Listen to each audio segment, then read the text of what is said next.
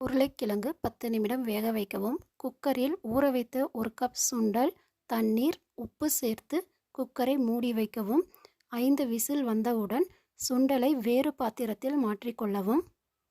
வாணலில் எண்ணெய், கடுகு போட்டு தாளிக்கவும். வெங்காயம், தக்காளி, உருளைக்கிழங்கு, மஞ்சள் தூள் போட்டு நன்றாக வதக்கவும். மிக்சியில் தேங்காய், வெங்காயம், கொத்தமல்லி, வரமிளகாய், தக்காளி, உருளைக்கிழங்கு, சோம்பு, லவங்கம், கசகசா போட்டு அரைத்து கொள்ளவும். இஞ்சி பூண்டு விழுது, மிளகாய்த்தூள், அரைத்த விழுது, உப்பு சேர்த்து கலக்கிவிடவும். சுண்டல், அரைத்த விழுது சேர்த்து சிம்மில் 5 நிமிடம் வைக்கவும். அவ்வளவுதாங்க. என் குழந்தைங்க இதை விரும்பி சாப்பிடுவாங்க. காலை உணவை அவாய்ட் பண்ணவே மாட்டாங்க. ட்ரை பண்ணி பாருங்கள்.